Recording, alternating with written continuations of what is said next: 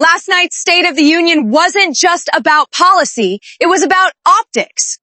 And today, Senate Republican Leader John Thune made it crystal clear. Republicans believe the optics favored them, and they're going on offense.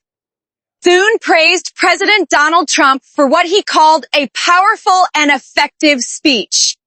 He highlighted border security, tax relief, national security, energy, and affordability. He framed it as a forward-looking agenda focused on safer streets, more money in your pocket, and new opportunities. But then he pivoted. And that's where this gets interesting. Good afternoon, everyone. We heard what I think was a very effective and powerful speech last night from the President of the United States. I thought it was really effective, both in terms of tone and in terms of substance. And I think he highlighted some of the accomplishments that we had working within Republican House, Republican Senate, the majorities, and was able to go through some of the things that we've done, from securing the border to providing monumental, historic tax relief to the American people, and to making sure that our national security interests are met so that we can maintain a safe country. And obviously a lot of his focus was on safer streets, more money in your pocket, and new opportunities to get ahead for working families. So good evening, but obviously a lot more to do. And he actually laid out sort of an agenda which we look forward to working on. One of the things that will be immediately on that agenda is a housing bill, which gets at the heart of the affordability issue, particularly for younger Americans. And we've got a bill that's out of the Senate Banking Committee that we hope to get teed up for consideration. We're going to try and get on that this week, or set up a vote to get on next week. And I think that would be a very substantial issue that we can deal with. I also think that the issue of energy is a big factor in the cost of everything. We're talking about the affordability issue, and we've got some ideas and proposals to deal with that. I think technology and innovation is also something. Artificial intelligence, I think there's a path forward perhaps on some legislation to deal with that. We just heard from some folks who are experts in that field. But there's just a lot of work to do. And obviously, our focus, as I said, is going to be safer streets, more money in people's pockets, and new opportunities for working families to get ahead. And those are the things in the next few weeks and months that we'll be focused on.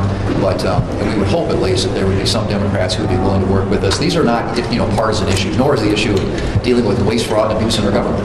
That's also something I think that is a real opportunity for us to address. And all of those ought to have bipartisan support. These are not partisan issues, and I'm hoping that there are some Democrats who want to do what is in the best interest of the American people, and get away from kind of what we saw last week, which was essentially sort of two Americas when you observe what was happening in that chamber, and the way the Democrats were reacting to what the president had to say. Whoever the president is, Democrat or Republican, you ought to have people who want to do what's in the best interest of the American people, and I hope there's still some Democrats around who want to do that. Questions? Based on what you heard in the briefing yesterday, do you think Iran represents an imminent threat to U.S. national security?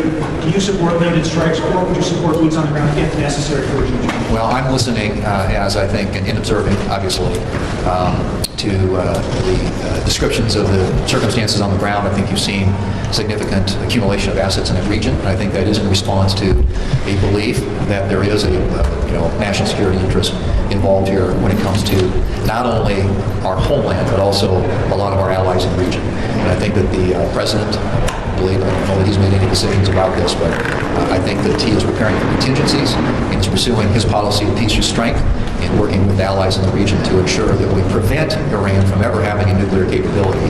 But they also have a lot of conventional capabilities that represent a threat, certainly to the neighborhood and to a lot of our allies. So they're, I think, working through that, and but I don't have any more to report on that. What did you make of some of the behavior from Democrats in the chamber last time, refusing to stand at some point, some of the outbursts?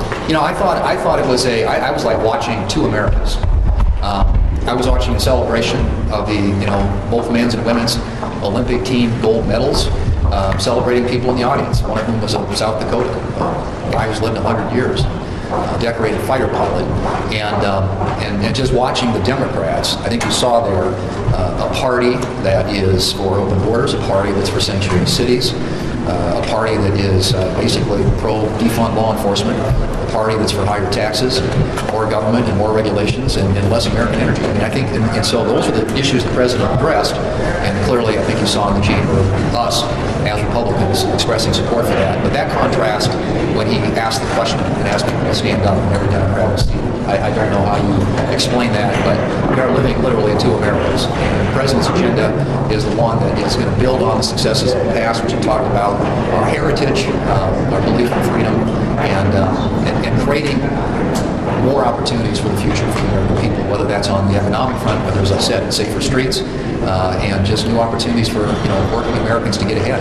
That's what this president's focused on, and the Democrats couldn't be farther from that agenda. You say back, you said on Fox earlier that you were going to wait until the government was really just money was restored before you voted on that. Is that the case? And then also, what is your message to the Republicans in your conference who are pushing over and over again that you guys can do this for the talking to the Republicans? Well, there are a couple things about that. One is, once we get on, if we were to go down that path, it's very hard to pivot and get back to open up the government. I frankly think we ought to. We need a deal to make sure that DHS, TSA, Coast Guard, FEMA, all those agencies are funded. And so I'm hopeful there will be a breakthrough on that. It's going to require some, obviously cooperation with the Democrats, which we haven't seen a lot of so far. But we want to get to the SAVE Act. We also, as I mentioned, we've got a housing bill that we can pivot back and forth to if we get a deal to open up the government. That's harder to do once you're in the throes of a talking filibuster. The talking filibuster issue is one on which there is not certainly a unified Republican conference, and there would have to be. If you go down that path, you're talking about the need to table what are going to be numerous amendments and an ability to keep 50 Republicans unified pretty much on every single vote. And there isn't support for doing that at this point. As I've said, and we will get on it, and we will have a vote on the SAVE Act. The context of that, the process in which we consider it is still an open question, but one that we're having conversations about, but clearly not a unified position, at least among Republicans in the Senate. But it sounds like that might be subject to a 60-vote threshold. Is that what you're saying? I think obviously a very good possibility. On tariffs specifically, the president last night said that he believes he can continue the current 15% tariffs without Congress. Are you concerned that runs afoul of Article 2? I think there's authority that the president has, and there are statutes that have delegated certain trade authorities, tariff authorities to the president, and which they are exploring. 232, 301, those have been used in the past. This particular one, which was ruled unconstitutional by the court, is one that they had seized upon to implement some of the tariffs that are currently underway. The ones you're talking about, I think, are temporary and would have to be at some point reauthorized or re-upped. So we'll see. I mean, at this point, I think there's some open questions around the tariff issue. Clearly the court's decision complicated it, but I think there are other authorities the president can use, and I think the administration is exploring those right now. Does Congress need to reassert itself? Well, I mean, I think, the Article 1, Congress has when it comes to taxes, trade, or tariffs and duties and things like that, yes. But as I've said, historically, there are examples where Congress has delegated some of that authority through statute to the executive branch. And I think most of us agree that the president can use, and it is a tool that you can be used to achieve better trade deals, to develop reciprocity with countries that have been treating us fairly, to achieve national security objectives. I think there's some fairly broad authority too there constitutionally, but I think what you'll see them doing is exploring the specific statutory authorities that Congress has delegated to the Article 2 branch of government, to the administration through the years. Do you think that the administration can or should pay state workers during the shutdown? Obviously, they try to find ways to do that for defense during the shutdown. What do you think? I think anything you can do to keep people employed. Government shutdowns are no wages. And you've heard me say that many times. This is an example, really, that we ought to be able to figure this out. We had a deal, and that deal has now been voted down twice on the floor of the Senate by the Democrats. And so the White House, I think, has been in good faith trying to come to the table and work out some of the differences that Democrats have, but in ways that don't jeopardize or undermine the ability of our law enforcement officials to do their jobs and to do them in a way that keeps them safe. So it's a ongoing conversation, but to your question, if they can figure out a way to pay government employees, absolutely. I mean, these are people who have jobs and have commitments and have families, and it's going to be really unfortunate if we get to a point where, and I hope we don't, where people aren't getting paid because the Democrats continue to insist on changes to things that are just not going to be feasible or tenable if you want to have law enforcement in this country with the ability to be able to do their jobs. Thune condemned Democrats for their conduct in the chamber, accusing them of acting like a separate America. He said, watching the reaction to Trump's speech felt like two Americas in real time. Let's unpack that.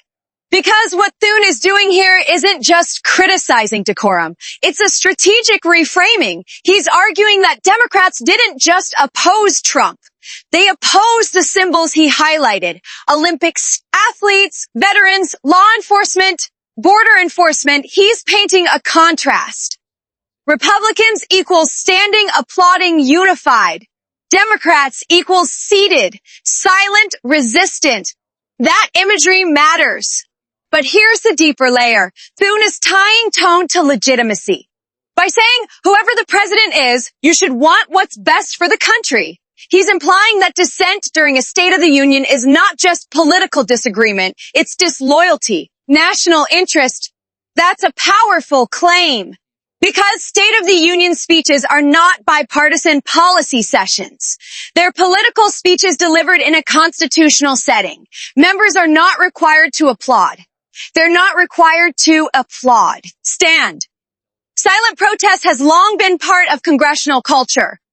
Remember, Republicans protested Democratic presidents. Democrats protested Republican presidents. That's not new. What's new is how aggressively it's being framed. Thune didn't stop at behavior. He went further, labeling Democrats as pro-open borders, pro-sanctuary cities, pro-defund police, pro-higger taxes, anti-American energy. That's not commentary on decorum, that's campaign messaging. And this matters because it reveals the real battle: narrative control. Republicans want this speech remembered as a moment of strength, unity, and forward motion. Democrats want it remembered as divisive, self-congratulatory, and detached from lived economic realities. Two competing stories about the same night. And Thune is betting that voters care more about symbolism than protest. Now let's zoom out even further. When asked about Iran and potential military action, Thune was careful, measured. He talked about peace through strength, about asset accumulation in the region, about contingencies. He avoided committing to boots on the ground. That's disciplined messaging. On tariffs, he acknowledged constitutional questions: Article I authority versus delegated executive power. Again, careful, no bomb throwing. But on democratic behavior, no hesitation. Because politically, that's the safer attack. Criticizing posture is easier than defending complex trade authority debates. Now, here's the strategic takeaway. By framing Democrats as a party unwilling to stand for national achievements, Republicans are trying to broaden the cultural divide, not just policy divide. It's not we disagree on tax rates. It's we represent America and they don't. That's a much sharper contrast. The risk, though, is escalation. If every silent protest becomes proof of disloyalty, if every refusal to applaud becomes proof of extremism, then State of the Union becomes pure spectacle, not constitutional ceremony. And here's the reality. Voters are watching. Housing costs are still high. Energy prices fluctuate. Government funding fights continue. Tariff authority is legally murky. The applause lines don't fix those issues. So the question moving forward isn't who stood or who sat, it's who delivers results. Thune says Republicans are focused on affordability, housing, energy, and safer streets.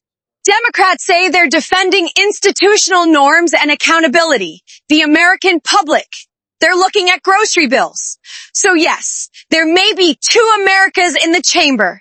But outside Washington, there's one America asking the same question. Who's actually making my life better? That's the fight that matters. Drop your thoughts below. Was this about respect, or was it political theater on both sides? Hi,